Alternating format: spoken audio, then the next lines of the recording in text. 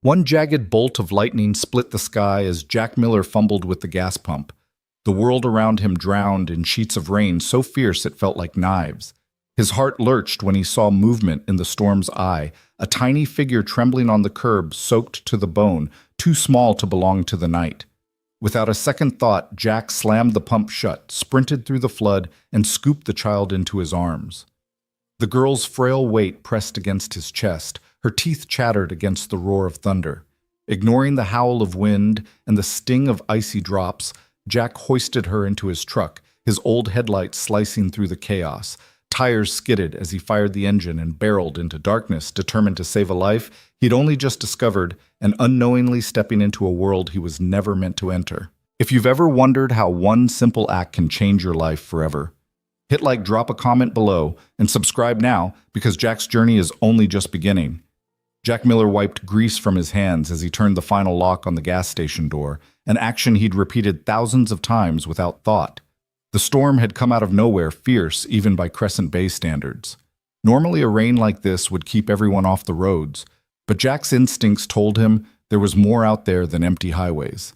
He glanced at the neon sign flickering closed before stepping into the tempest. His truck's windshield wipers groaned under the deluge as he eased onto the soaked asphalt.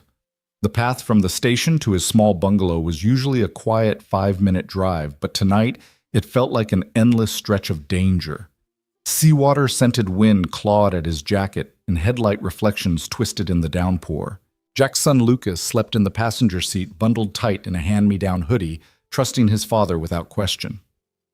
Jack stole a glance at him, soft chest rising and falling, unaware his dad was charging headlong into the storm. Then Jack saw her, a small silhouette beneath a battered street lamp. He slammed on the brakes, water spitting from the worn tires. In that instant, adrenaline flooded his veins. No father would ignore a child alone in a storm. Wincing at the screech of metal, Jack threw open the door and battled sheets of rain to reach the trembling girl. She stood ankle-deep in puddles, arms wrapped around herself, eyes hollow with abandonment. "Hey, over here!" Jack shouted, voice swallowed by thunder. The girl didn't move at first. He crouched, holding out his hands. Lightning flared, illuminating her soaked dress, clinging to tiny shoulders. Jack's chest tightened. He reached out and she hesitated, just a heartbeat before her frozen fingers closed around his. He swept her up her limbs, limp as a rag doll, and carried her back to the truck, scooping Lucas's jacket off the seat to wrap around her. The truck roared to life, and Jack maneuvered onto the road, headlights carving a path through the black water. The city lights of Crescent Bay glimmered dimly ahead, offering promise of warmth and safety. Lucas stirred, blinking sleep from his eyes. "Dad?" he mumbled. "Hey, buddy," Jack said without removing his eyes from the road. "I found someone who needs help." In the rearview mirror, he caught sight of the girl's pale face pressed against the makeshift blanket. Tiny tears streaked down her cheeks mixed with rainwater. Jack felt his jaw tighten. He hadn't planned on parenthood again, but here he was with 2 children who needed him. At home, the scent of cinnamon and coffee greeted Jack as he kicked off his soaked boots and guided Lucas inside. Their bungalow was modest, creaking floorboards, threadbare rug, a faded photograph of Jack's late wife on the mantel. Tonight, it would shelter 3. Jack laid the girl on the living room couch, covering her with every blanket he could find. Lucas hovered, eyes wide with concern. "Dad!" Lucas whispered, "Who is she?" Jack exhaled, pulling off his rain-drenched jacket. "I don't know yet, kiddo, but we're going to find out and keep her safe." He placed a hand on Lucas's shoulder, then knelt beside the couch. "You hungry?" he asked the girl. She blinked at him, green eyes glassy with fear. Jack fetched mugs of hot cocoa for the kids, and Lucas offered the girl a smile, as warm as the steam rising from his cup. Her fingers closed around the mug, though her hands trembled so violently, Jack thought the hot chocolate might spill. He grabbed gently for the cup, caution in his every move. "Drink slowly," he advised. "You've been through a lot." She nodded, but words wouldn't come. Jack looked to Lucas, who shrugged. 7-year-olds didn't always have answers either. Jack turned back to the girl, placing a gentle hand on her shoulder. "We're your family now, okay? You don't have to be scared." The girl's eyes flickered upward, recognizing something in Jack's promise. He saw the first flicker of trust in her gaze. Tonight he had rescued 1 child. Come morning, he'd need to figure out how to protect her from whatever haunted her past. Jack's mind raced with questions. Who was she? Why had no one come looking, and how had this simple act of kindness already placed them all in danger? Yet in that quiet room with his son at his side and a stranger in his care, Jack felt the undeniable pull of purpose. The storm outside had driven her to him, and now he would face whatever storm lay ahead because no child, not even one he'd never met, would face the night alone. Jack eased the truck into the narrow driveway of his bungalow engine, ticking as it cooled. Lucas, still swaddled in his hoodie, yawned against the seatbelt, eyes heavy with sleep. In the back, Emily nestled under a borrowed coat, her tiny frame finally still, after hours of shivering and sobbing. Jack cut the engine and sat for a moment in the quiet hum of rain still drumming on the roof. He glanced in the rearview mirror at his son's fuzzy image and at the girl who'd changed everything in a single storm-soaked moment. "Come on, buddy," Jack murmured, unclipping Lucas's seatbelt. He scooped up Emily, careful not to disturb the thin warmth gathering beneath the layers he'd wrapped around her. The three of them moved inside Jack's boots, squeaking on the hallway floor, Lucas padding behind in bare feet. The first thing Lucas did was duck under the couch and emerge with a handful of blankets. He plopped them over Emily's legs and then climbed up to sit beside her. Emily's eyes fluttered open at the movement, her green gaze curious and wary. "Hi," Lucas said softly, brushing a damp curl from her forehead. "I'm Lucas. You can sit up if you want. Dad said you can have hot chocolate." Emily's lips twitched, no smile, but not a shake of the head either. Jack flipped on the kettle and rummaged through the cabinet until he found mugs decorated with cartoon cars. Steam curled from the spout as he poured boiling water over powdered cocoa mix. He added a splash of milk stirred until glossy and rich, then handed Lucas a mug and set another on the low coffee table in front of Emily. "Thank you," she whispered, voice scratchy from cold and fear. The cocoa warmed her fingers and she tilted the mug to her lips, taking a small, careful sip. "Slow down," Jack advised, kneeling beside her. "It's hot." Emily nodded, cheeks coloring as the warmth spread. Lucas watched her eyes drifting between Jack and the newcomer, as if trying to reconcile a girl from the storm with the one now safe on his couch. Jack wrapped an arm around Emily's shoulders and said, "I'm Jack. That's Lucas. You can call me Dad if you want. I know you must be tired." Emily looked between Jack and Lucas, uncertainty in her expression. Then she raised the mug again and took another sip, steadier this time. Jack took it as a good sign. He stood and crossed to the front hall. "Let's get you out of those wet clothes," he said, pulling an oversized t-shirt and sweatpants from a closet. Lucas hopped down and held the door as Jack gently guided Emily toward it. The bathroom light washed over her and she hesitated before stepping inside. Jack turned on the shower at a lukewarm temperature and handed her the clothes. "Just stand right here and let the water rinse the rain away," he said. Emily stepped in, shoulders hunched beneath the spray. Jack watched through the frosted glass, giving her space while ensuring she was okay. Steam fogged the mirror. Lucas peeked around the hallway corner wide-eyed, then scurried back to the living room to keep an eye on the mugs of cocoa. A few minutes later, Emily emerged, hair dripping but face calmer. Jack handed her a towel and helped her into the t-shirt. Her shivers had diminished and she tucked the soft fabric around herself. He led her back to the couch where Lucas had arranged a fortress of pillows.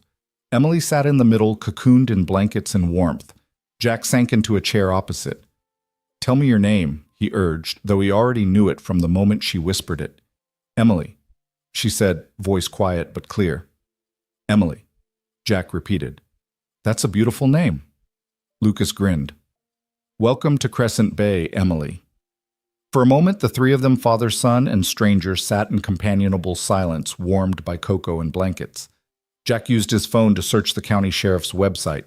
No missing child alerts, no reports matching Emily's description. He put the phone aside and exchanged a worried glance with Lucas. "Looks like no one's looking for you," Jack announced softly. Emily's eyes filled with tears again.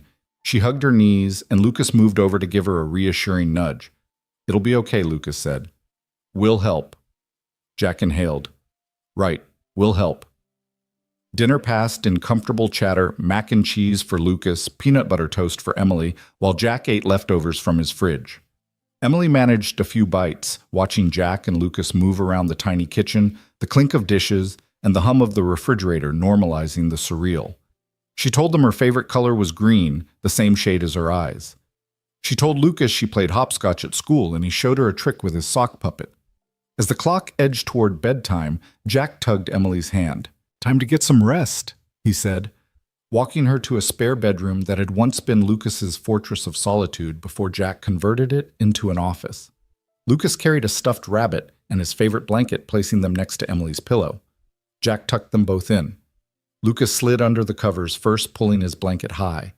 Then Emily climbed in, clutching the rabbit.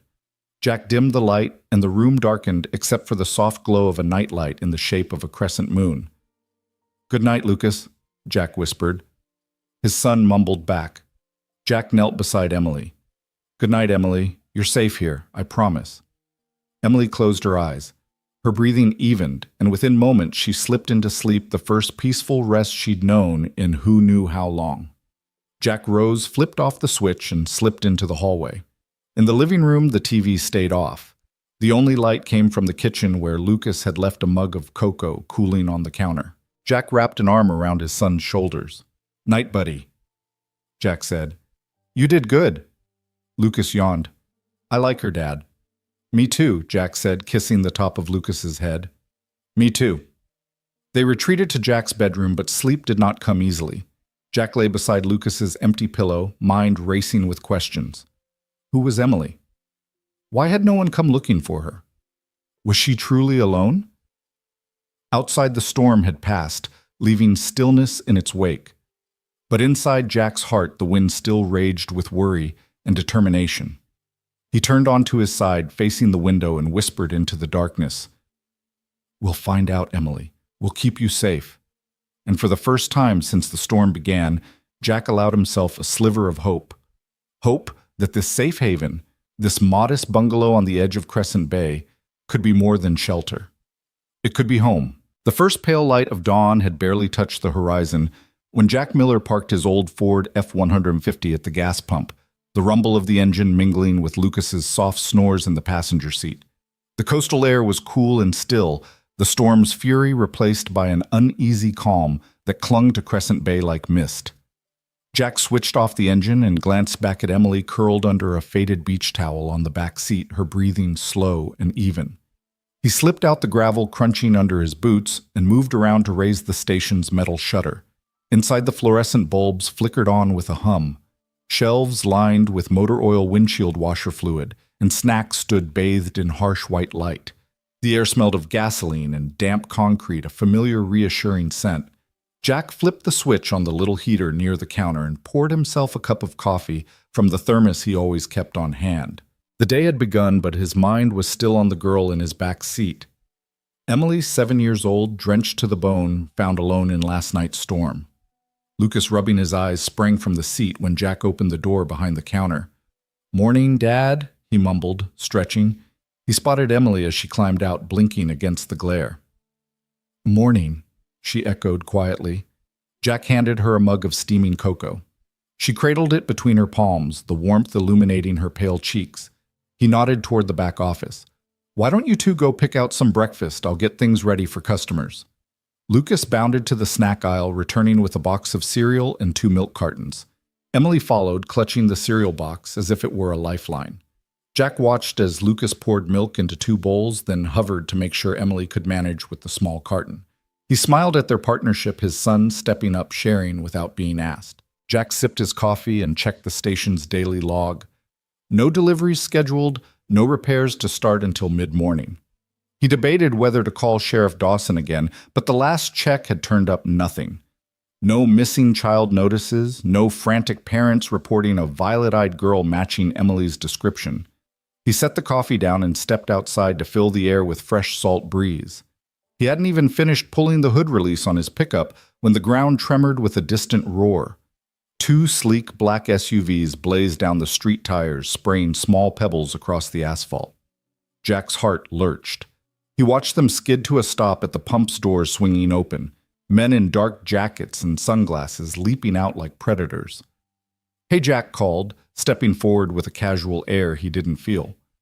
"We're closed for repair until," one of the men, tall and broad-shouldered, cut him off. His voice was low and urgent.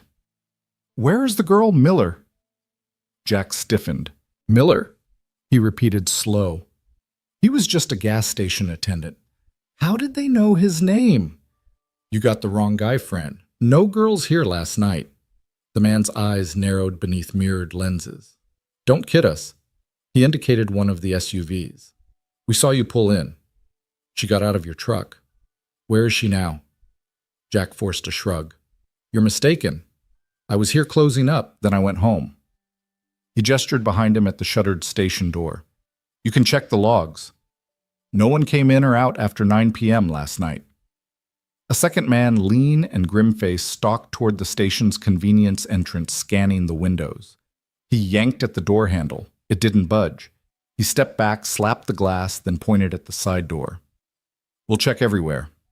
He flipped open a comm device clipped to his belt. Sweep the back lot. She can't have gone far. Jack's pulse hammered in his ears. He took a breath and kept his tone steady. Be my guest.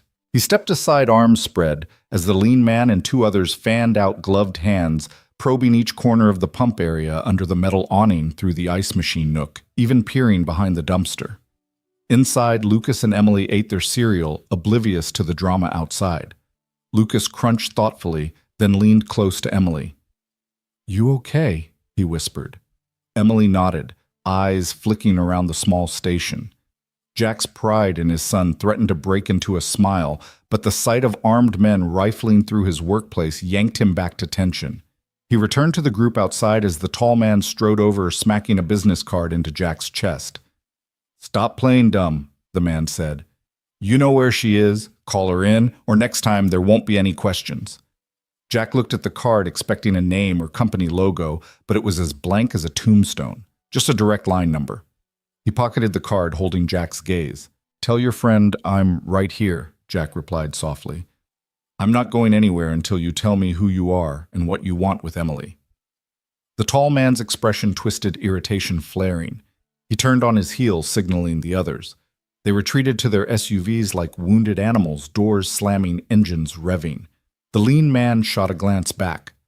This isn't over, Miller. Jack didn't respond. He watched until the SUVs disappeared around the bend, their taillights glowing like embers in the early morning gloom. He stood amid the puddles, reflecting the station lights, drenched boots, and cold coffee forgotten in his hand. Inside, Lucas hopped up. Dad, what was that? Jack swallowed the lump in his throat and forced a steady tone. Just some guys looking for something. Someone. They'll be back, but not today. He glanced at Emily's blank face and swallowed. I'll keep you safe, Emily. That's a promise. Lucas gave his hand a squeeze. Will help, right? Dad? Jack met his son's unwavering blue eyes and nodded. Right. He tucked the mysterious business card into his pocket and turned to face his makeshift family. His son, protective and earnest. A little girl he barely knew, trusting them enough to sleep through the night. And himself, an ordinary man suddenly at the center of a violent hunt. Jack poured the last of his coffee into a mug and raised it. Breakfast on me, he said. Let's get ready for customers. Lucas and Emily exchanged glances and smiled. The station lights hummed the day's routine rhythms, resuming as if nothing had happened, but Jack knew better. Storms could be weathered, but the real danger had just arrived. And come hell or high water, he would stand between them and whoever was hunting Emily. In the stillness, after the SUV's departure, Jack Miller steeled himself for the fight to come. Jack didn't hesitate. The instant the last SUV's roar faded into the mist, he slammed the pump handle back into its holster, yanked the keys from the ignition, and ushered Lucas and Emily toward the Ford. Lucas's eyes were heavy with sleep, his hair mussed from the pillow he'd scooted off in the back seat. Emily clutched her beach towel like a lifeline, her small frame trembling in the chill pre-dawn air. Hop in, Jack, whispered, voice taut. He could feel the adrenaline tightening every muscle. Lucas slid behind the wheel. No, not that behind Emily, and Jack settled in beside him, flicking the lock switch as he did every time he felt danger in his gut. He fished the mysterious card from his pocket. The blank white rectangle with its single phone number felt like a challenge. Call this number, and the hunters would know exactly where to find them. Keep it secret, and maybe they could vanish into nowhere. He started the truck. The engine growled, startling Emily from her vigil. She looked up, eyes wide. Are we okay? Jack forced a smile. We're fine. We're going somewhere safe. His words came easily, but the promise tasted bitter. He guided the truck down the station's driveway, grappling with the weight of what lay ahead. He had no plan, no map, and no clue who wanted Emily or why. All he knew was that she was now his responsibility. Lucas sat on the right side of the back seat, leaning forward so he could peek around the headrest. Where are we going, Dad? He asked, voice thick with sleep and worry. Jack glanced at him in the rearview mirror. The streetlights carved shadows across Lucas's face, making his cheeks look pinched. We're going to find a place where no one will look for us, he said. We'll figure it out from there. Emily's small voice piped up from between them. Will they come back for me?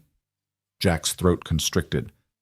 Not if we stay ahead of them. He pulled the truck onto the main road, tires hissing on wet asphalt. He aimed for the old two-lane highway that curled along the coastline, hoping the winding turns and empty stretches would buy them time. The sky was still the color of bruised steel, the horizon a thin slash of gray that promised sunrise.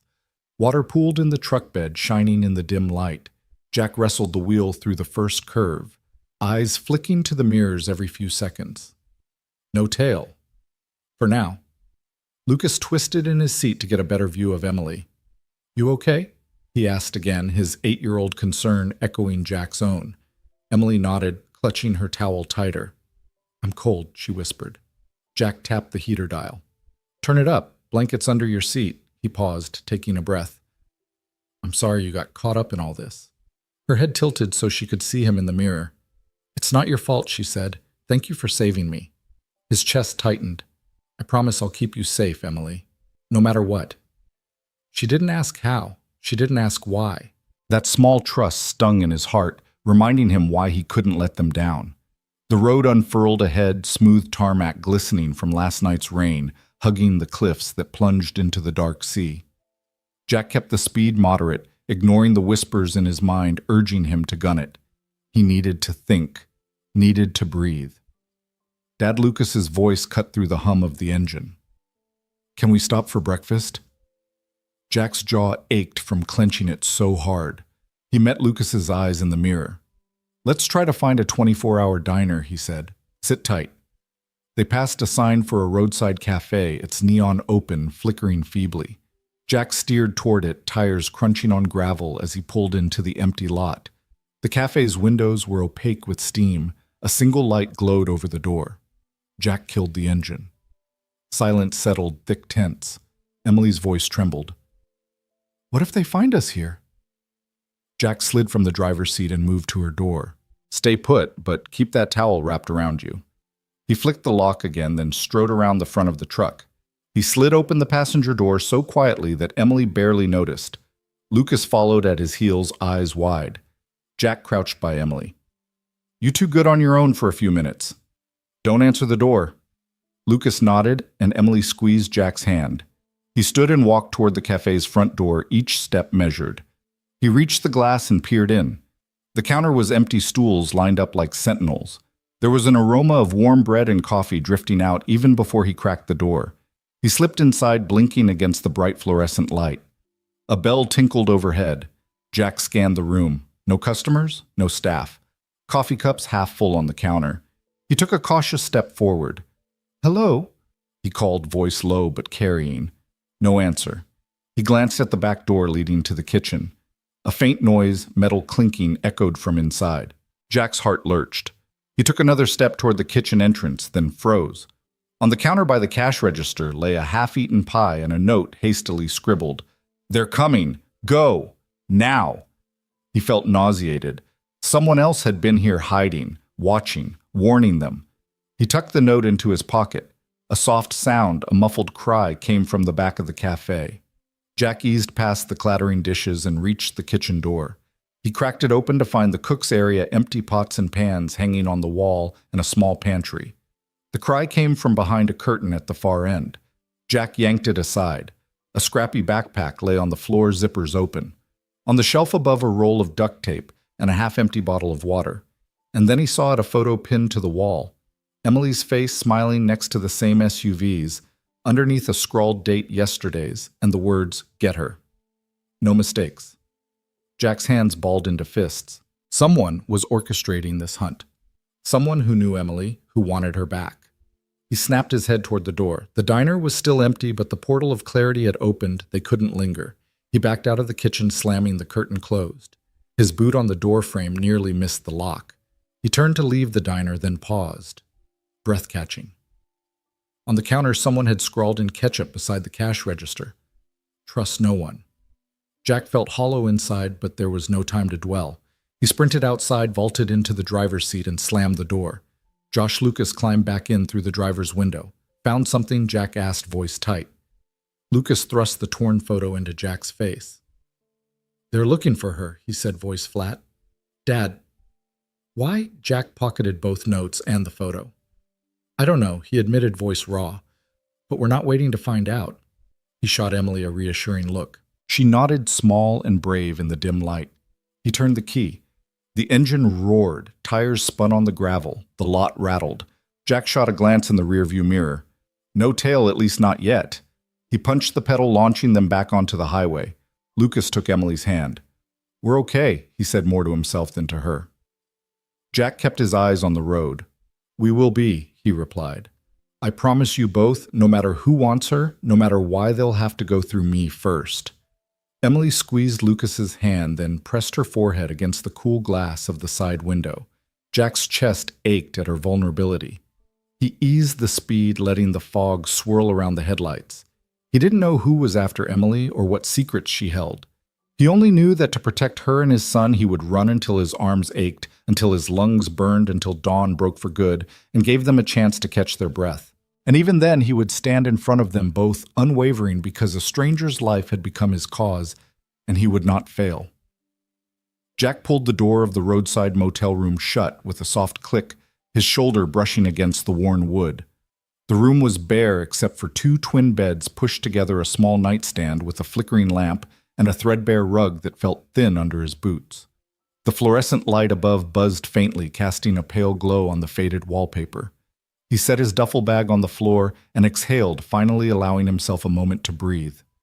Lucas and Emily were perched on one of the bed's legs, swinging over the edge. On the nightstand sat a chipped ceramic mug filled with lukewarm coffee, steam lazily curling upward. Emily wrapped both hands around the mug, her small fingers dimpling the chipped glaze. Lucas nudged her gently. Drink it before it gets cold, he said in a hushed whisper. Emily nodded, her eyes fixed on Jack as he dropped onto a folding chair. He rubbed his temples, exhaustion nodding behind his eyes. All right, he said, voice raw. You kids stay here. I need to know more about you, Em. He used her nickname deliberately. They'd all taken risks tonight, and he needed to understand the stakes. Lucas slid off the bed and patted to Jack, concern flickering across his face. Dad, she said she'd tell us the truth. Jack met Lucas's gaze in the dim light. She did. I want to hear it. He turned to Emily, who took a long sip of coffee before setting it down. So much for lukewarm. She brushed a strand of damp hair from her forehead. Even in the thin motel light, Jack could see the way her green eyes held fear and something else, a glint of steel. Jack cleared his throat. Okay, Emily, you said your dad or your mom is someone important. He kept his tone gentle, careful not to sound accusing. Tell me. Emily's knuckles whitened around the mug. She drew in a breath. My mom is Isabella Hart. The words were quiet at first, as if she were testing their weight in the air. Jack leaned forward, brow furrowing. Isabella Hart. The CEO. Isabella Hart. Emily nodded, eyes trained on the floor.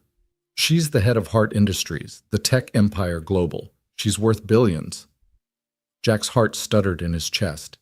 He had heard the name in passing. Hart Industries was everywhere. Autonomous vehicles, AI research, cutting-edge robotics. The kind of company that made the headlines that draped its logo on stadiums and skyscrapers. But a CEO's daughter. A child who'd vanished without a trace. It felt surreal. He rubbed his jaw. So you're telling me that I've been playing babysitter to the daughter of one of the richest, most powerful people on the planet? His voice rose more incredulous than angry. Emily's lip trembled. I didn't tell you because Because I was scared. Her gaze lifted, fixing Jack with an intensity that belied her small frame. After the car crash, after they tried to kill us, I couldn't go back to the mansion. I didn't know who was safe anymore. And then I found you. Jack blinked, the pieces snapping into place, the black SUVs, the armed men demanding the girl, the cryptic note plastered to the cash register. This wasn't a random abduction. It was corporate warfare war being waged for control of Isabella Hart's innovations, and Emily was the ultimate bargaining chip. Lucas whispered, "They want her because if they control her, they control the company."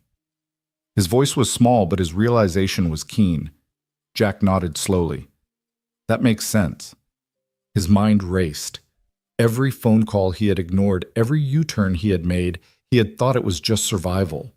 But now the stakes were seismic. This wasn't just about a runaway child, it was about the future of Hart Industries itself. Samson Hart, Emily's grandfather, or maybe her father's board. Who the hell would go this far? Emily's voice quavered. "I'm sorry, I lied. I didn't know who I could trust."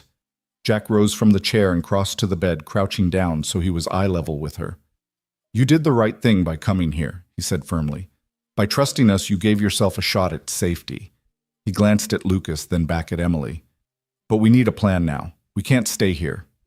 Emily set the mug beside her, her expression solemn. "I know." She swallowed. "Mom has resources, safe houses, private security, but I couldn't reach her after the crash. All I had was the burner phone, and then it died. I tried to get to the old summer cabin my mom's team built for emergencies, but I drove wrong, crashed, and blacked out.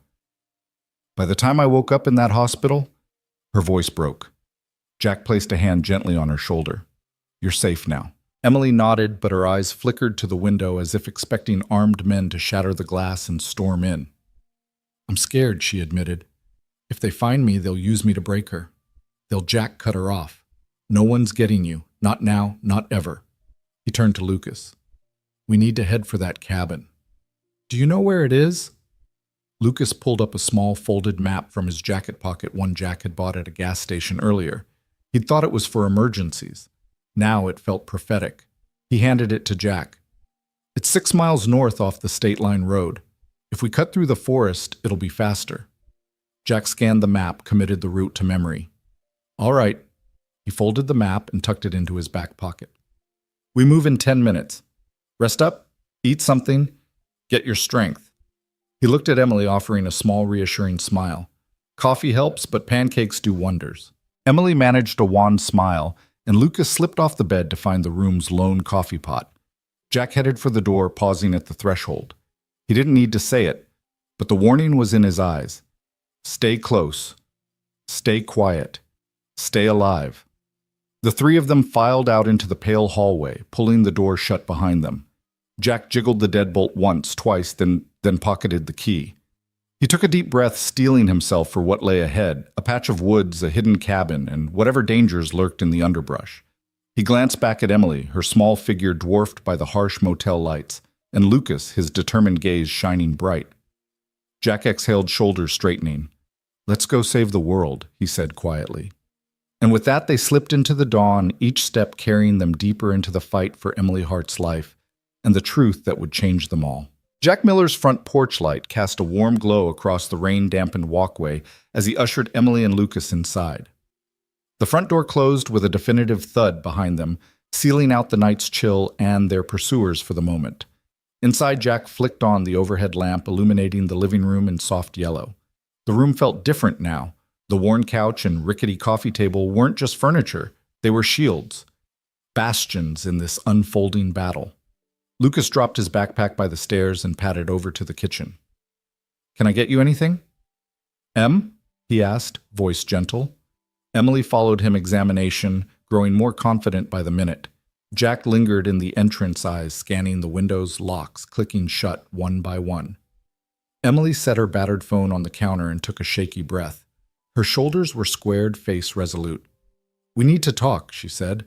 Jack leaned against the doorway, arms crossed. "I'm listening." Emily poured herself a glass of water, the liquid catching the kitchen light. It started months ago, she began, eyes flicking toward Lucas. At the annual board meeting for Hart Industries. I went as my mom's guest just to see the office. She swallowed, shoulders tense. That's when I noticed the whispers. Board members glancing at me, security cameras panning too long.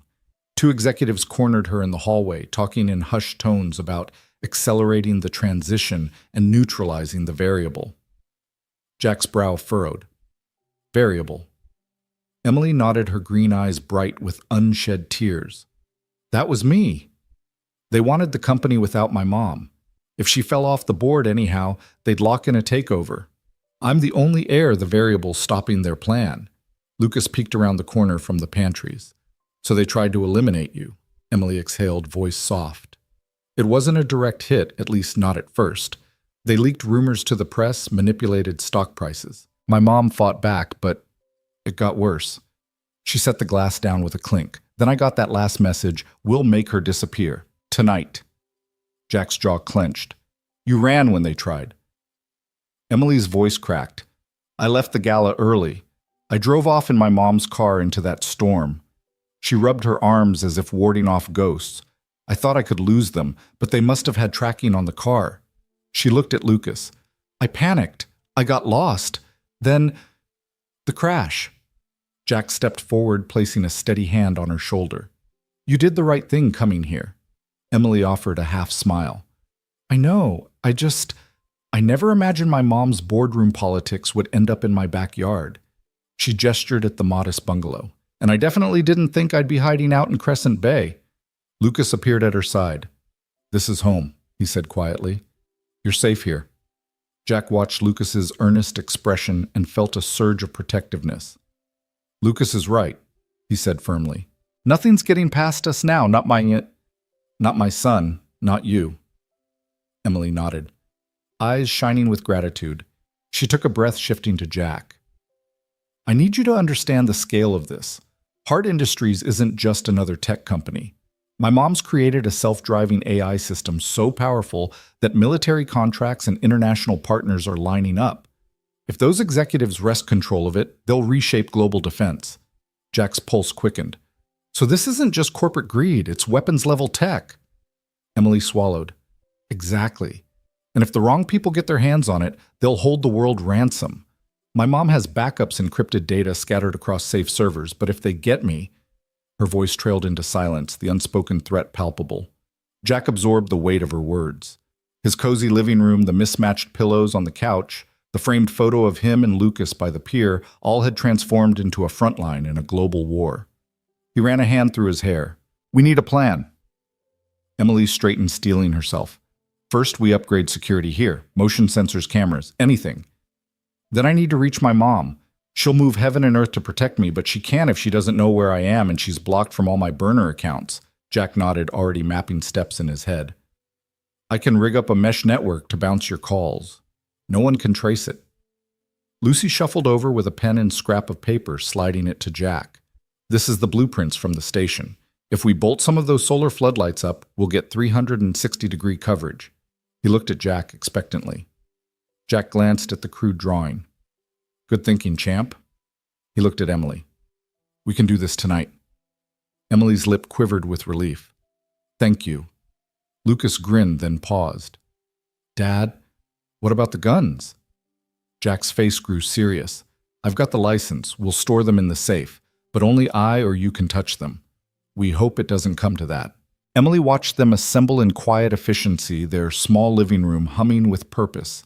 She realized then that Jack's home really had become a fortress, and that Lucas, her new little brother-in-arms, was as brave as any soldier. Minutes later, Jack installed a motion-activated lamp by the front window, while Lucas wired an old webcam to their laptop. Emily hovered over the rotor, flipping through settings. She plugged her phone into Jack's improvised power bank necklace next to her. Outside, the wind rattled the loose siding, a low warning. Inside, the air crackled with tension and resolve. Emily caught Jack's eye and offered a shaky smile. I'm sorry I dragged you into this. Jack dropped a screwdriver into a box and clapped her shoulder. You didn't drag anyone, Em. You asked for help. We're happy to give it. Lucas tightened a bolt on the camera mount. Anyone who messes with our family will wish they hadn't. Emily's green eyes glistened as she crouched to Lucas's level. Thank you, Lucas. You're amazing. Lucas straightened proudly and saluted her. Family sticks together. Jack cleared his throat. All right, the lights are up, cameras rolling. Now let's patch your calls through. Emily, you ready? Emily nodded and tapped the screen. Let's do it. Jack paused by the front window, scanning the dark street beyond the glare of their newly installed floodlight. The routers hummed, cameras panned, and the living room felt sealed, protected. But he knew that outside these walls, powerful men were plotting. Still, none of that mattered now. In this moment, a struggling single dad's home had become a linchpin in a battle that spanned boardrooms and battlefields. As Emily's encrypted call connected with her mother's secure line, Jack stood back and watched her face light up at the first pleasant voice she'd heard in days. Lucas sat beside her, offering a supportive grin. Jack exhaled, shoulders uncoiling for the first time in hours. They were ready. Tonight, Crescent Bay stood between Hart Industries and chaos, and Jack Miller was determined to hold the line. Jack Miller stepped off the elevator and into the hushed expanse of Hart Industries' top-floor boardroom, every sharp edge and polished surface a reminder he didn't belong here. The air smelled faintly of new leather and ambition so different from the diesel and oil he was used to. His sneakers whispered against the marble floor as he followed Isabella Hart's personal assistant, Mara, to the head of the gleaming oval table. Around him, a dozen well-tailored executives exchanged curious glances. Their crisp suits and engraved nameplates spoke of boardroom battles Jack could only imagine. Emily hovered behind him, clutching Isabella's old leather briefcase, proof that she too felt out of place. Jack gave her a reassuring nod. "You okay, kiddo?" he whispered. Emily's pale green eyes flicked up. "Ready," she said, voice barely above a whisper. Jack swallowed, then met the steely gaze of the chairwoman, Margot Sinclair, one of Hart's most formidable directors. Sinclair's eyes were cool, assessing. Behind her windows framed the city skyline, 1,000 stories of power stretching to the horizon. Jack braced himself. Mara stepped back, carefully closing the boardroom door with practiced gentleness. Margot Sinclair stood and offered Jack a single nod. "Mr. Miller, thank you for coming on such short notice. We've heard remarkable things about you." Jack shifted on his feet. "Just happy to help." His voice sounded too loud in the pristine room. He cleared his throat. "Emily's safe now. That's all I want." Margot inclined her head. "Understood. As you know, certain factions on the board have questioned how best to secure the company's future. The incident with your rescue of Emily shows exceptional loyalty and problem-solving under pressure, qualities we value. But strategy matters too. We need assurance that your unconventional methods align with our long-term goals." Jack's heart pounded. "My methods got her here alive, ma'am. That's my goal, protect the kid." He glanced at Emily. She stood straighter now, more confident. "I'm not a professional negotiator, but I know loyalty when I see it, and Emily's life is worth more than any stock option." A murmur rippled through the assembled executives, some skeptical, some nodding. Margot lifted a finger. "We appreciate your candor, Mr. Miller, but Hart Industries is on the brink of multi-billion-dollar deals. The board needs to know you can navigate corporate dangers as deftly as you did the highways and byways of Crescent Bay." Jack inhaled, then let it out steadily. "I've faced collapse before, lost. My wife struggled to keep my boy fed. I've learned that when you believe in someone, you don't just turn away when things get messy. You roll up your sleeves. You learn what you need to learn. I don't have a business degree, but I know how to fix problems, understanding engines, understanding people. I figure out what's broken, and I fix it." He noticed a few of the younger executives leaning forward, interest sparked by his sincerity. Margot Sinclair's expression remained inscrutable, but her next words were softer. "We value integrity as much as innovation, Mr. Miller, and your integrity is evident. However, in the heart of our headquarters, we operate on data forecasts, financial models. Will you be able to adapt?" Jack felt the weight of their expectations, but stood firm. "I adapted to single fatherhood in a storm, didn't I? I'll adapt here. Show me what I need to know, and I'll learn it. I've got a kid counting on me, and she's got a future worth fighting for." A senior director, Jonathan Reyes, cleared his throat. "What specific role do you envision? You've proven instinctual brilliance in crisis. But where do you see yourself within Hart Industries?" Jack thought of Lucas and Emily and of all the nights he'd spent in Greece and cold earning every dollar. I don't need a title. I just want a place where I can help keep Emily and everyone here safe. Whether that means working with your security team, joining a crisis response unit, or staying on call for whatever emergencies arise, I'll show up. Reyes exchanged glances with Margot. Security Advisory Crisis Management. Plausible. We do have a task force for critical incident response. You'd work with Colonel Freeman. He's military trained. He could use your practical expertise. Jack nodded. Colonel Freeman, ma'am, I'd be honored. I'll learn what I need about your systems. Just point me in the right direction. Margot stood again. Then we'll formalize the arrangement. Mr. Miller, welcome to Hart Industries. Your official title, Senior Emergency Response Liaison. Your responsibilities will begin immediately. Training starts tomorrow. Jack's chest tightened with relief and disbelief. Thank you, ma'am. Margot's lips curved into the smallest of smiles. Thank you, Mr. Miller, for doing what others wouldn't. This company rests on the edge of greatness and sometimes survival demands. Unconventional heroes. Lucas let out a small whoop behind Jack. Jack spun and half-hugged his son, then winked at Emily. She grinned, clutching Isabella's briefcase like a trophy. As they turned to leave, Margot's voice stopped them. One more thing. Jack and Emily faced her again. Lucas, eyes wide, clutched Jack's hand. Margot said, We're also imposing a moratorium on boardroom votes regarding succession until Emily herself can contribute. No one moves against the heir while she's under our protection. Jack's eyebrows shot up. Emily's jaw dropped. Margot added, Family is our greatest asset, and employees are our extended family. We protect both fiercely. Jack felt a surge of pride and responsibility he hadn't anticipated. Outside the boardroom, the city glittered below them, a landscape of possibility and peril. But inside, Jack Miller had carved himself a seat at a table he had never dreamed of, even as he stayed true to the principles that defined him. He squeezed Emily's hand. Looks like we're more than safe. Emily's smile was radiant. Looks like it. Lucas bounded ahead, eager to share the news.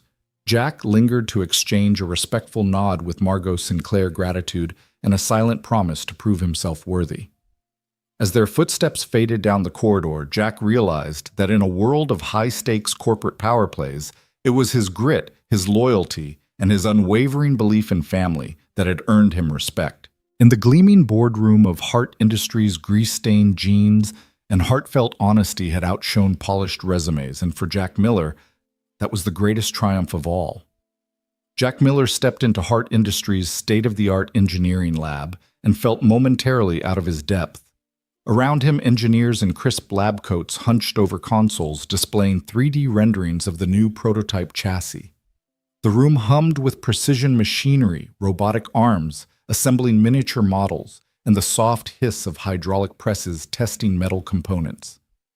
He carried his grease-stained notebook, now nearly as famous here as any schematic, and walked alongside Colonel Freeman, who served as his formal liaison to this world of high-tech innovation.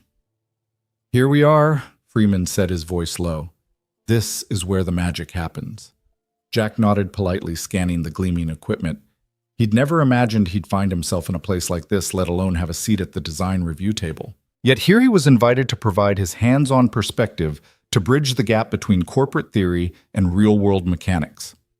Freeman led him to a cluster of engineers gathered around a full-scale model of the prototype chassis, a sleek, lightweight frame intended to revolutionize automotive safety and performance. One of the senior engineers, Dr. Priya Raghavan, turned to greet him. Her expression was courteous but guarded. Mr. Miller, welcome, she said. We've heard about your contributions so far. Today we're running final stress analysis simulations. Jack offered a small smile. Thank you, Dr. Raghavan. I'm eager to help. The team initiated a series of virtual stress tests projecting heat maps onto the chassis model to highlight areas of potential weakness under high torque and impact loads. Red zones flickered at key junctions. Green and blue spread where the design held firm. Jack studied the display, unsettled by a flicker of crimson at a lower suspension mount.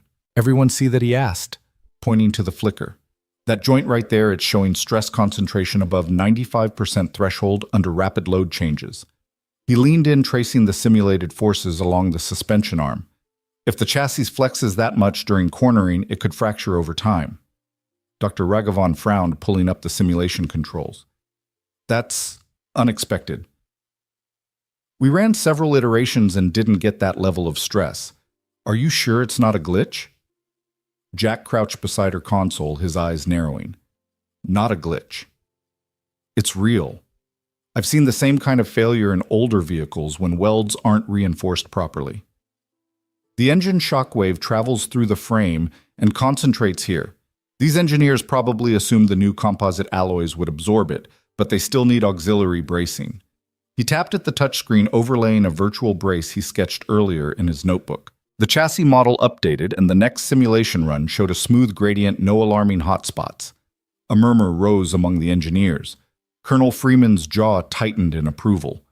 Dr. Raghavan's eyes widened as she studied the reinforced design.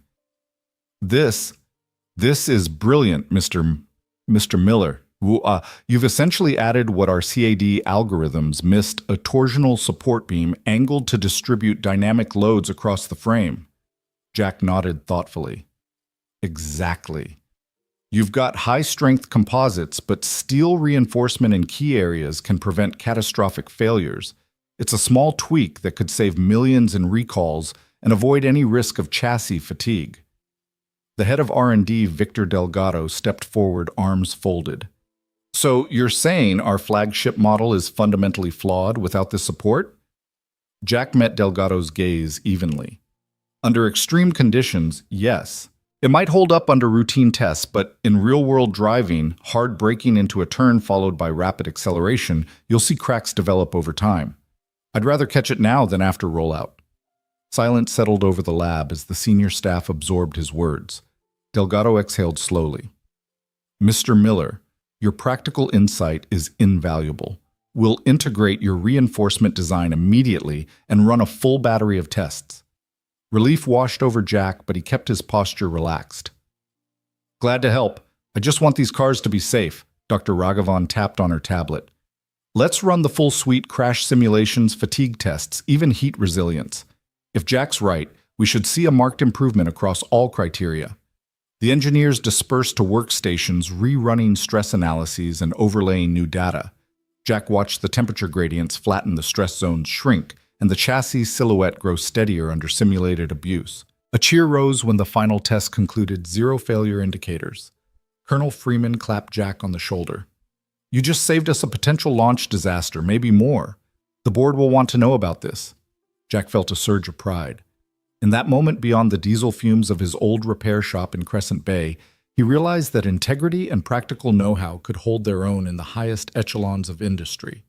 He looked back at Emily, who had sneaked into the glass-walled lab just long enough to peek through the door, her green eyes shining with admiration. She gave him a thumbs up before slipping away with Mara's help. Dr. Raghavan approached Jack again, her tone warmer now. Mr. Miller, I have to admit I had my doubts when you first arrived in your, work boots, but your hands-on expertise is exactly what we needed. You've earned my respect and a permanent place on our design review panel if you'd accept. Jack scratched the back of his head, grinning. I'd be honored. Just point me to the next project. Victor Delgado nodded. We'll make sure it's a two-way street. We teach you our tools. You teach us what the real world demands. Jack felt a true sense of belonging for the first time since his wife's passing. Here in this high-tech lab, he was more than the single dad from a sleepy coastal town. He was a trusted partner shaping the future of automotive safety. As he walked out of the lab, shoulder to shoulder with Colonel Freeman, and Dr. Raghavan, Jack glanced back at the prototype chassis. The gleaming frame now carried more than just steel and composite. It carried the weight of his dedication, his integrity, and the unspoken promise that every life counts, whether it's the CEO's daughter or the family in a small seaside community.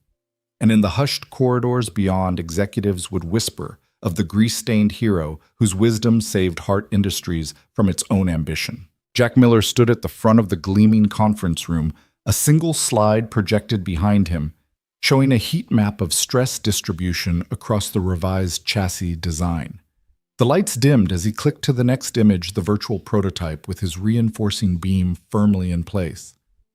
The room was silent save for the soft hum of the air conditioning and the faint tapping of fingers on touchscreens. He took a slow breath, feeling every set of eyes upon him. The engineers who had initially doubted him, the board members in expensive suits, and most important, Isabella Hart herself, whose daughter's safety still lay at the heart of this entire undertaking. "Ladies and gentlemen," Jack began, his voice steady, despite the knot in his stomach. "What you're looking at is the final stress test after implementing the reinforcement I proposed in our last session. As you can see, the red hot spots have disappeared entirely, replaced by a uniform gradient that never exceeds 75% of the material's fatigue limit. That margin of safety means we can proceed with confidence, no risk of chassis failure under normal or even extreme conditions." He let his words sink in and clicked to the concluding slide, a side-by-side comparison of crash simulations with and without his modification. The original design buckled sharply under impact, whereas the reinforced frame absorbed and redistributed the force evenly, showing minimal deformation. Jack paused there, letting the contrast speak for itself. Murmurs ran through the audience. A senior engineer to his right leaned over and whispered something to his neighbor, who nodded with growing respect. Jack swallowed his nerves and looked directly at the board table where stern faces had so recently doubted him. He saw Marjorie Caldwell, once dismissive, lean forward, her lips parting in surprise. To his left, Victor Delgado's expression shifted from skepticism to reluctant admiration.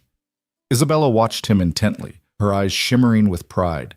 She caught his gaze and offered a small, encouraging nod. That was all the affirmation Jack needed. He closed the presentation with a simple thank you and stepped away from the podium. A heartbeat later, the first applause echoed through the chamber, tentative at first, but growing in volume and confidence. It swelled into a standing ovation. Jack felt a rush of relief and humility, as men and women he'd never thought would clap for him now rose to their feet, offering him respect he'd never sought but deeply appreciated. Isabella stood as well. She crossed the room gracefully, her presence commanding attention even in this sea of executives. When she reached Jack, she extended her hand, not to shake, but to take his in a firm, grateful grasp. "You exceeded every expectation," she said, her voice warm but carrying the hall's hush. "You didn't just fix our design, you saved us from a potential disaster. Hart Industries owes you more than I can express." Jack managed a grin. "I just did what anyone would do for family," he replied, thinking of Lucas and the little girl who had started this journey. "I'm glad it worked." Marjorie Caldwell, now visibly moved, stepped forward. "Mr. Miller, on behalf of the board, I'd like to formally invite you to join our Technical Advisory Council. We need more of that hands-on expertise, that real-world perspective." Jack looked to Isabella, who nodded. He took a breath. "I'd be honored," he said, and the applause, renewed stronger this time, mingled with genuine cheering. Lucas, tucked at the back of the room in Isabella's arms, beamed. His 8-year-old face shone with pride, proof that Jack's greatest victory was the trust and admiration of his son, and now an entire corporation. As the crowd began to disperse, engineers gathered around to shake Jack's hand, ask follow-up questions, and even suggest new projects where his practical skills could make a difference. Isabella leaned in, her tone low but enthusiastic. "After everything we've been through, I can't imagine Hart Industries without you on our team." Jack nodded, emotion thick in his throat. "I never expected any of this when I pulled over that night," he admitted quietly. "I was just trying to help a scared kid." She smiled, reaching for his arm. "That act of kindness changed all our lives, including mine." "You're more than a hired expert, Jack. You're family." Later, as staff members cleared the room, Jack slipped away with Isabella and Lucas to a quiet corner. He knelt so he could be eye level with his son. "Hey, champ," he said softly, ruffling Lucas's hair. "You proud of your old man?" Lucas nodded vigorously. "You're the best dad and hero ever," he exclaimed, hugging Jack's neck. Jack laughed, hugging him back. In that embrace, he felt the enormity of what had happened. His life, once defined by grease and small-town worries, had expanded into something he'd never imagined: a guardian, not just for his son, but for a child whose very existence carried the weight of a corporate empire. Isabella watched them, a gentle smile on her lips. "You did more than save a car," she murmured to Jack. "You saved a life, and in doing so, you saved our family." Jack met her gaze, gratitude and determination shining in his eyes. "We'll keep doing it," he promised. "Together." And in the renewed energy of Hart Industries corridors, where once whispers of doubt had drifted, there was now a new reverence for the man who taught them that integrity, compassion, and hands-on expertise were the greatest assets any empire could possess. Isabella Hart stood in the hushed corridor outside her Uncle Victor Hart's expansive corner office, clutching a slim folder filled with irrefutable evidence of his betrayal. The polished marble underfoot reflected the water-stained portraits lining the walls, images of Hart Industries' founders, her true family lineage. But Victor had twisted that legacy into a weapon, turning shareholder scheming into a kidnapping plot that nearly cost his own niece her life. No more. She paused at his door, took a steadying breath, and stepped in. Victor Hart rose from behind his gleaming mahogany desk, his tailored suit immaculate, his smile camouflaging the ruthlessness beneath. The late afternoon sun slanted through floor-to-ceiling windows, lighting motes of dust in the expansive office. Jack Miller and Lucas lingered by the window, a silent guard, and a proud young witness to this reckoning. Uncle Victor Isabella began, her voice calm but resolute. "We need to talk." Victor's expression flickered as though he hadn't expected his favorite niece to confront him, and certainly not here in his sanctum. "Isabella," he said smoothly, gesturing to a high-backed leather chair. "To what do I owe this pleasure? I hope it isn't another of your family dramas spilling into my domain." She ignored the jab and set the folder on his desk. "Spare me the patronizing tone. We have proof you orchestrated Emily's abduction," she said, sliding the folder toward him. Victor's predatory grin faded as he picked up the first-sheet email exchanges between him and the shadowy operative who'd pounded on Jack's gas station door, plus bank transfers to a shell company tied to his private investigator. He flicked through the pages, brow furrowing. "Where did you get this?" he demanded, but his voice lacked conviction. She stood, elbows braced on the desk. "Claire uncovered it in your encrypted archives. You underestimated me and my daughter's loyalty." She motioned to Lucas, who patted Emily's hand in quiet solidarity. Victor's shoulders sagged for an instant before he squared himself. "You have no idea what you're meddling in," he snarled. "Oh, I know exactly what I'm exposing," Isabella shot back. "Your plan was to force me into handing over control of Hart Industries by threatening Emily's safety. You counted on my maternal instinct to override my corporate responsibilities. But you forgot one thing: a mother's love is stronger than any boardroom threat." He laughed, a sharp, humorless sound. "Do you really think you can defy me? I'm the chairman of this empire. I control half the board, the investors, the media narratives. I could ruin you with a single press release." She leveled her gaze, voice barely above a whisper, yet more powerful than any gunshot. "You already tried to ruin me by sending those goons to my doorstep. But you lost control the moment a stranger, Jack Miller, rescued my daughter instead. Your empire is built on manufactured loyalty and fear. Now that the truth is out, those you think you command will turn on you." Victor's jaw clenched visibly.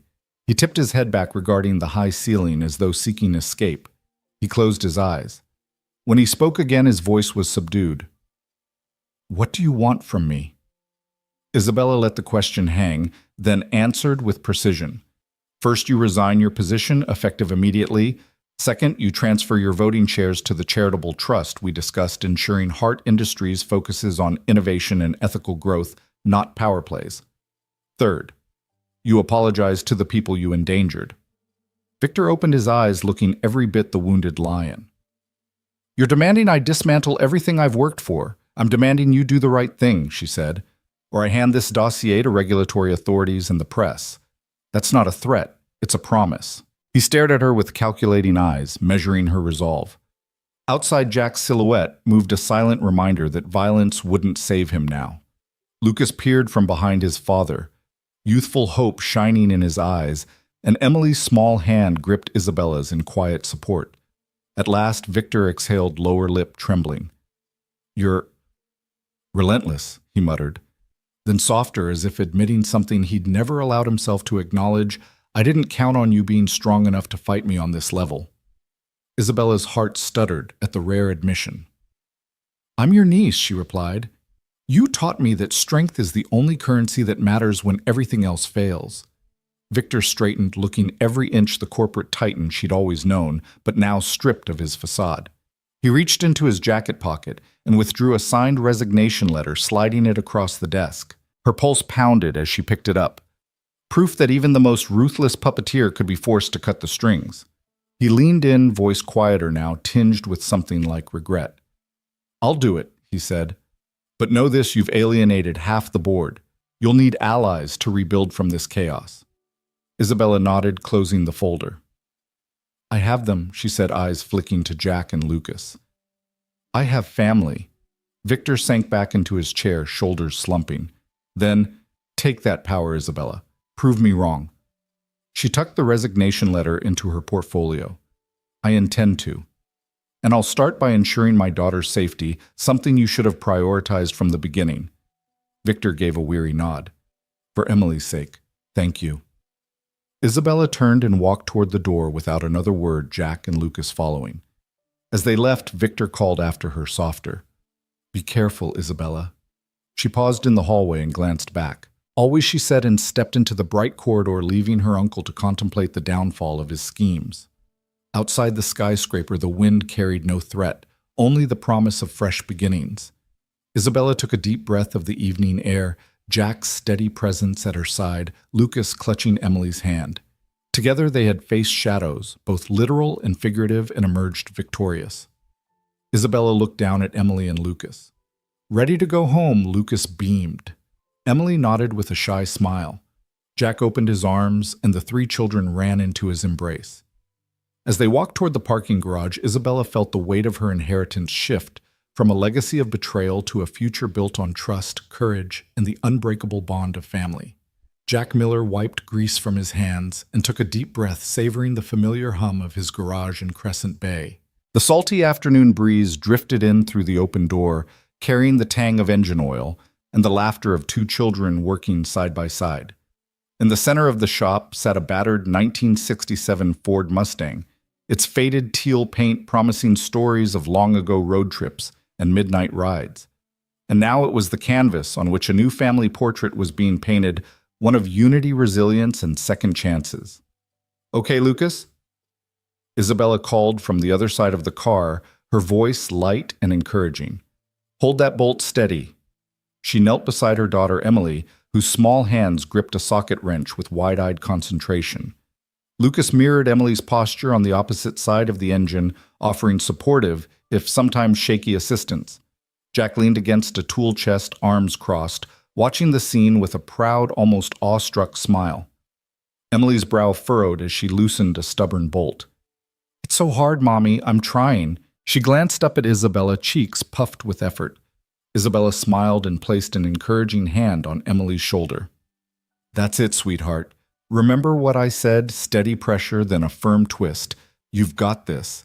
She guided Emily's small movements, her once cutthroat corporate composure softened into maternal patience. Behind them, Lucas jabbed at a ratchet, trying to catch up. "I can help too, right?" he asked, voice full of hope. Isabella turned and ruffled Lucas's hair. "Of course you can, buddy. Why don't you hand Emily that spare bolt next?" Lucas beamed and scurried to retrieve the part. Jack cleared his throat and stepped forward. He offered a rag to Emily. "Here, wipe your hands when you're done. You're doing great." His voice carried the steady warmth of late-night shifts at the gas station and early morning school runs. Without warning, Emily's bolt came free with a decisive snap. She looked up, eyes shining. I did it, Daddy." She held her hands aloft, the wrench trembling in triumph. Lucas let out a whoop. "Nice work, Em." He high-fived his sister, then spun to Jack for his own celebratory hug. Jack swept both children into a bear hug, laughter booming off the walls. Isabella watched with misty eyes the last echoes of corporate battles distant beneath the chorus of his joy. She set aside the socket wrench, rose to her feet, and joined the embrace, forming a circle of arms and laughter around the Mustang. When they finally broke apart, Isabella glanced at Jack with gratitude flickering in her gaze. "Thank you for this," she said softly, "for giving us a home." Jack shrugged, leaning against the car's gleaming chrome bumper. "You two bring more adventure than I ever bargained for," he teased, nodding at Emily and Lucas. "But I wouldn't have it any other way." Lucas climbed onto the Mustang's hood, dangling his legs. "Can we paint it next?" he asked eagerly. "Make it red and white with racing stripes." Isabella exchanged a look with Jack. He laughed and shrugged. "Why not? It'll be a classic in no time." "Deal." Emily chimed in, hopping onto the adjacent fender. Already she was dreaming of future rides with her new family, coastal drives, picnics by the pier, and endless afternoons beneath the California sun. As Jack retrieved a can of primer and a brush, Isabella called out, "Hey, I've been thinking." She paused, folding her arms. "I want to set up a trust for Lucas and Emily to make sure they're safe no matter what happens. No more kidnappings, no more corporate espionage." Jack paused with the brush in hand. He turned to her, brow raised. "You really think we need that?" She offered him a gentle smile. "You taught me that safety isn't something you can take for granted, and you've given my daughter and me a new life here. I want to make sure it lasts." Jack's expression softened. He nodded and set the brush aside. "All right, let's do it together." Isabella stepped closer, resting a reassuring hand on his shoulder. "I'd like that." They stood side by side, watching their children plot the Mustang's transformation with youthful zeal. In that moment, every fear that had chased them, the black SUVs, the shadowy boardroom betrayals, the midnight chases, felt miles away, lost among the scattered wrenches and splashes of paint. The afternoon waned into evening as they worked. Jack guided Lucas and Emily in mixing red and white paint to the perfect racing stripe hue, while Isabella laid out plans for the foundation, legal papers, accounts, and protective measures drafted by her most trusted team. She looked up every now and then to catch Jack's eye, sharing small nods that said, "We've come so far." By the time the sun dipped below the horizon, the Mustang gleamed, a reborn chariot bearing the scratch and dent marks that told its story. Under the vivid stripes, it was more than a car. It was a symbol of hope, unity, and the unbreakable bond of their newly forged family. They wiped their hands and covered the car for the night. Lucas yawned and stretched, rubbing sleepy eyes. "Can we ride tomorrow, Dad?" Jack scooped Lucas into his arms and handed Emily to Isabella. "Tomorrow," he promised. And every day after that. Hand in hand, they closed up the garage. The echo of their footsteps faded into the twilight air, but the warmth of their unity lingered, an unspoken vow that no storm, no boardroom betrayal, no shadowy conspiracy would ever tear them apart again. That night, the coastal breeze whispered through Crescent Bay, carrying the promise of brighter days and the reassuring hum of engines, both old and new, ready to carry this family toward a future built on trust, resilience, and the simple act of kindness that had changed everything. The morning sun peeked tentatively over the distant hills of Crescent Bay, melting the last drifts of winter's snow and casting a golden glow across Jack Miller's driveway. There, where only months before Jack had closed up shop each night in solitary routine, a bright new sign now swung gently in the breeze: Miller and Hart Auto. Beneath it, Lucas and Emily stood side by side, their breath misting in the crisp air as they watched Isabella Hart step forward to unlock the double doors of their shared dream. Jack stepped up beside them, his winter coat dusted with slush, and glanced at the transformed garage. No longer a humble one-bay gas station workshop, it was now a clean, expansive space with 3 service lifts, a sleek waiting area furnished with comfortable chairs, and a wall of windows that let in the warm morning light. Isabella's vision and her resources had turned his small dream into something far bigger than he'd ever dared imagine. "Ready?" Jack asked, his voice a mix of nerves and excitement. "Absolutely," Isabella replied, offering him a reassuring smile. She patted Emily's head, smoothing back her daughter's damp curls. "Let's do this for us, and for everyone who deserves a second chance." Lucas, stirring with anticipation, tugged at Jack's sleeve. "Dad, can I push the button?" he asked, pointing at the big red switch that would activate the garage's new lighting system for the first time. Jack looked over at Isabella, whose eyes glistened with pride. "Go on, champ." Lucas took a deep breath, placed his small hand on the switch, and flipped it upward. In an instant, dozens of bright LED lights hummed to life, illuminating the showroom-like floor and revealing the crisp logo emblazoned on the service bays. The interior gleamed with possibility. A group of neighbors' friends who had watched Jack's solitary struggle stood beyond the garage doors waiting to cheer. Among them were old customers from the gas station, curious local business owners, and the sheriff tipping his hat from the sidewalk.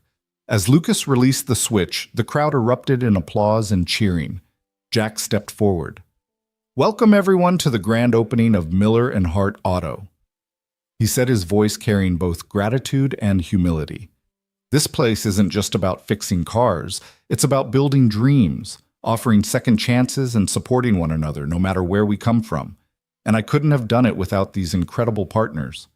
He nodded to Isabella, who stood beside him, her arm around Emily's shoulders. Isabella raised a hand to quiet the gathering. Thank you all for being here, she began, her tone warm and genuine. When Jack first told me about his dream, I saw not just a garage, but a community in need of a place where people could find more than just repairs, they could find hope. My daughter and I are honored to stand with Jack Lucas and all of you as we embark on this new journey together. A soft wind carried the scent of brewing coffee from the waiting area as Isabella's assistant began serving hot drinks. Plates of homemade cinnamon rolls, Jack's personal favorite, were passed around. Emily distributed colorfully printed business cards featuring the new logo, her small hand shaking slightly with excitement. Lucas introduced himself to curious guests, rattling off details of the Mustang project they had completed together. After a few moments of mingling, Isabella pulled Jack aside. "Look at them," she whispered, indicating Lucas and Emily laughing as they showed a retired mechanic how to operate the new diagnostic scanner. "They believe in this place as much as we do." Jack watched the children, his chest swelling with pride and affection. "They remind me why I started this in the first place," he replied softly. "For Lucas. And now for Emily, too." He placed a hand over his heart, where a family photo of the four of them, taken just weeks earlier in the garage, stood in a silver frame. Isabella squeezed Jack's arm and handed him a glass of champagne from a passing server.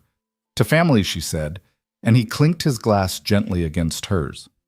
As the morning wore on, the first customers rolled in, a young couple with a sputtering sedan, a retired schoolteacher whose classic pickup needed a tune-up, and a local delivery driver eager for a quick safety check.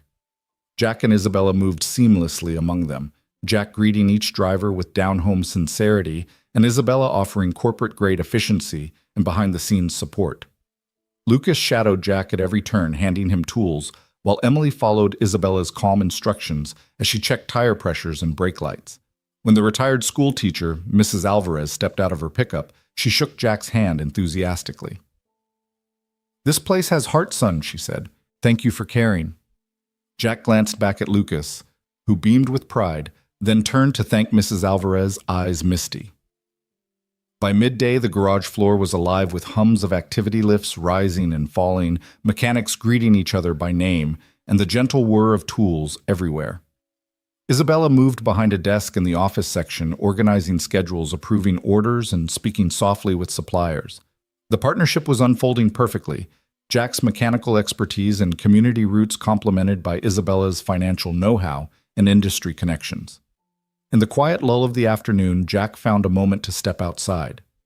The driveway, once slippery with melting ice, was now clear, the morning snow melt gathering in puddles that reflected the bright sign overhead. He took in a deep breath, tasting the salt from the nearby ocean. This place was more than a business. It was a symbol of transformation born from a single act of kindness on a stormy night, blossoming into something that would outlive them all. Isabella joined him, carrying Emily, who was half asleep, against her shoulder.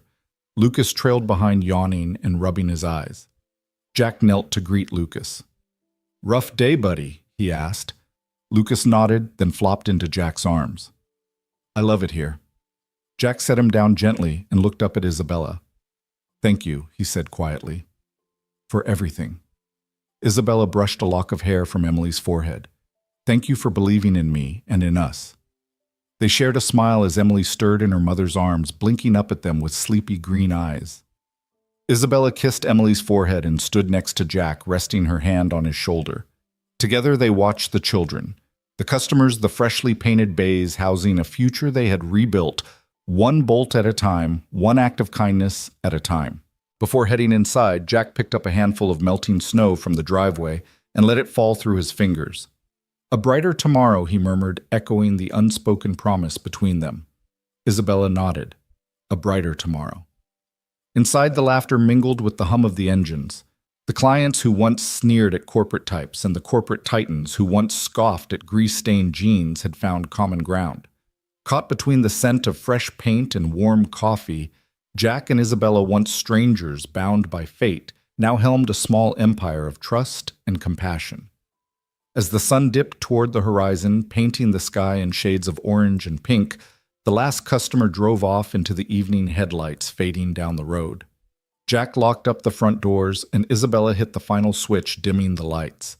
Lucas and Emily, finally exhausted, leaned against their parents as they walked home, a family unbreakable, forged in storm, and sealed by hope. Tomorrow the alarms would sound again.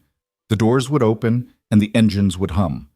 But tonight, beneath the last glow of the Miller and Hart auto sign, Jack placed an arm around Isabella's waist and whispered, "We did it." She rested her head on his shoulder and replied, her voice soft with wonder, "We did."